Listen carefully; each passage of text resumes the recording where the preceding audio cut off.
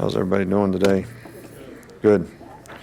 We got a lot of things done last week in practice, and felt like our team made some progress. After a weekend off, always the challenge to get refocused on what you need to do to prepare for the next game, the next challenge, and obviously this is a tremendous challenge for us to play what is arguably an undefeated team to me because they've been undefeated since their new coach at Alderaan took over. They've got a very good team playing very, very well right now with new energy and enthusiasm. They've been a lot of really good games against these two teams through the years. It's kind of developed into a rivalry game of sorts because both been ranked over the last 8 or 9 years, most of the time in the top 10. So this is a real challenge game for us. We'll find out who we are, what we're made out of, and how we can compete in a very difficult circumstance. Ed took over this team, and they have played extremely well in the last 3 games in all phases of the game, on offense, defense, and special teams. They have some really outstanding players on both sides of the ball. Leonard Fournette,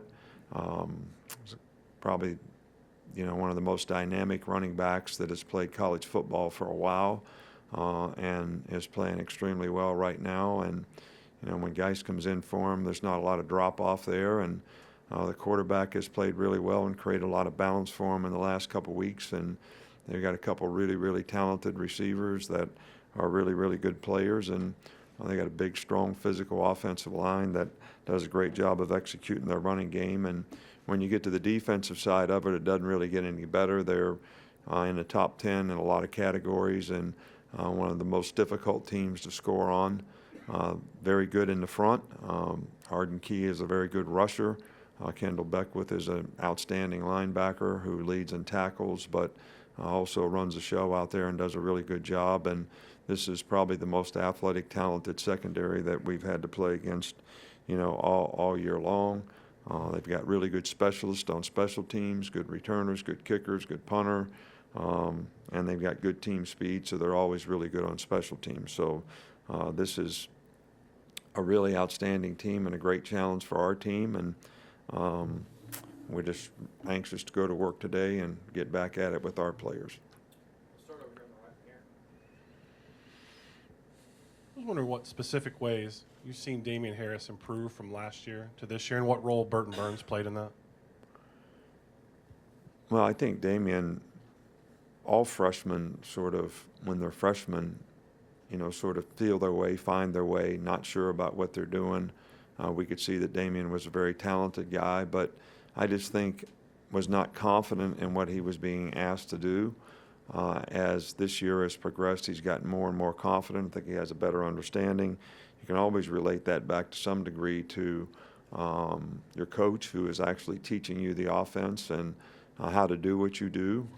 And he's been very productive and played with a lot of confidence and has turned out to be the kind of player that we thought he could be, and we're very pleased with how he's performed for us all year long.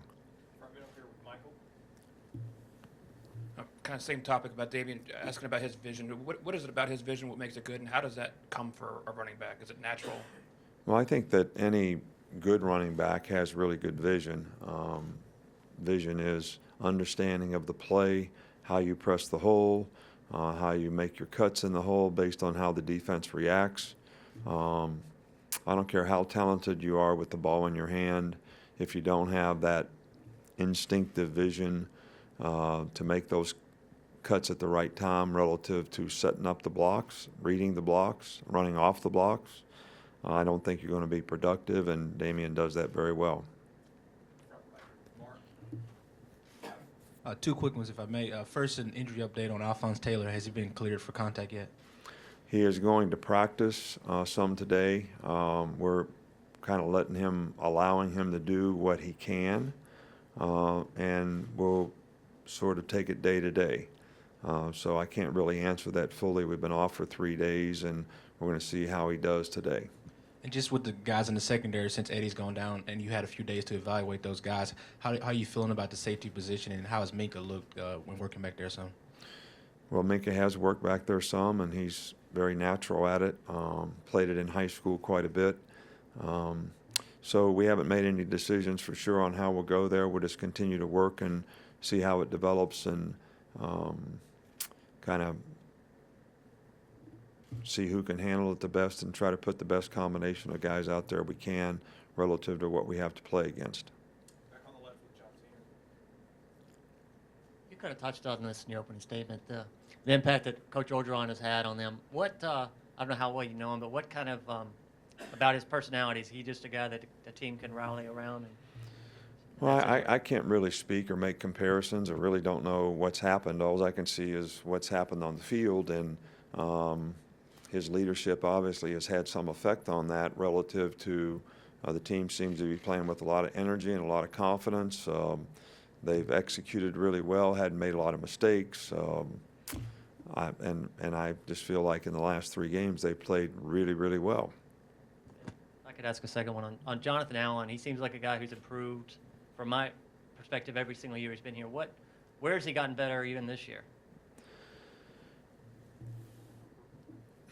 Well, last year, Jonathan played because we had a lot of depth. He didn't have to play in all the circumstances in the game.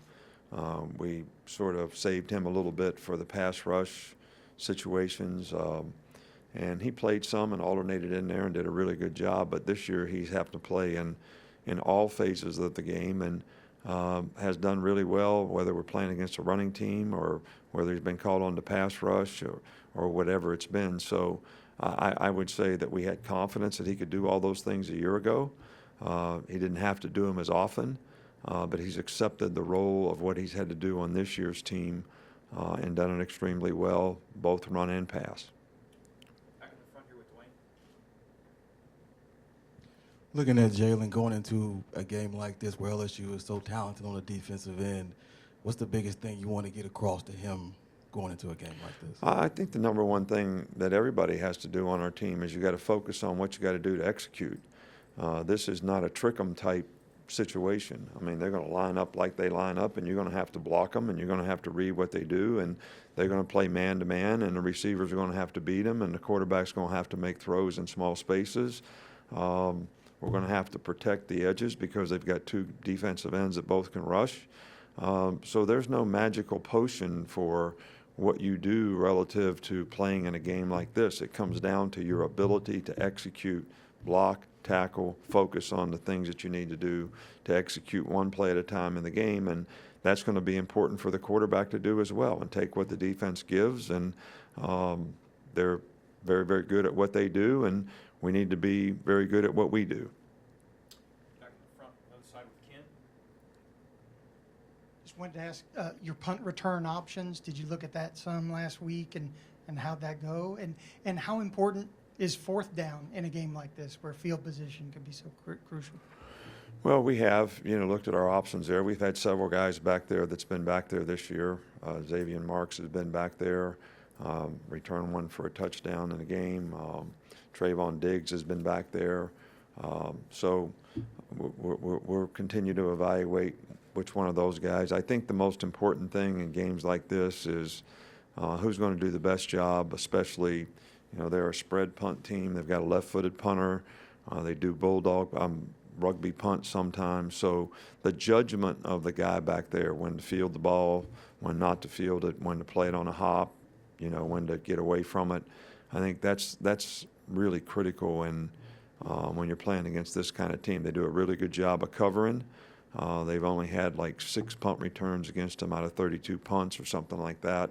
So, I think the key thing is possession of the ball in a game like this. Coach, when did you first realize that you had something special in Jalen?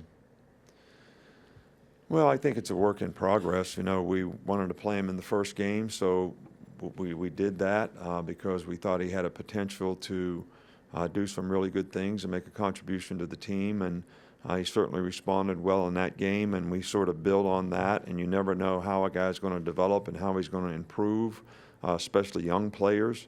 how they can handle the responsibility that they have, how they can handle their ability to focus and stay with what they're doing. And he's done that extremely well. And I think it's going to be important for us that he continues to do that and he continues to grow and learn. And there's a lot of things that we can do better on offense to be a little more complete team. And I think that those are the things that we focused on a week ago in the bye week to try to improve on. And that's going to be something that's going to be important for us to be able to do in this game.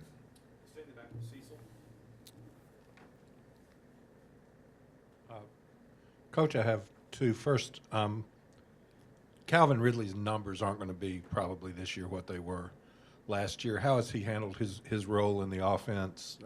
What kind of year do you feel like Calvin's having? I think he's having a great year. I think that last year we're a different kind of team. This year we haven't been able to get him the ball as frequently or as on the explosive plays that we were able to last year. It's not that we haven't tried at times, we just haven't succeeded at it. But he's handling it very well. First play of the game last week, he's going crossfield blocking point on Damien Harris's run, and you'd say this guy shot out of a cannon trying to get over there to block somebody. So he's actually doing the things that he needs to do to try to help the team be successful. Never has he shown any signs of being disappointed or frustrated. He is a guy that can make explosive plays for us, and when I say that there's some things that we need to improve on as an offensive team, that's what I'm talking about, being able to get the ball to some of our guys on the perimeter that have chances to make really big plays. And second, any particularly nice birthday presents today? Not really. I only got really one, and it was one of those things where you push the button and it says that's bullshit. That's the only one I got. So I don't know if somebody's trying to tell me something or what.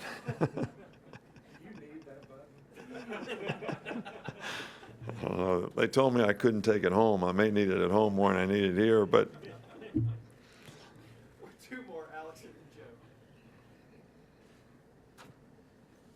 Nick, I just want to ask you, what do you want to see from Tony Brown this week that makes you feel more confident giving him increased playing time going forward? Well, I think that with every player that you put out there and you give an opportunity to play, you want to know that you can trust the guy to do what he's supposed to do. And that would be no different with Tony or any other player that we put out there on the field. That you know what your assignment is, you know what your key is, you know what your read is, and you're going to go do those things, and we can trust you to do your job.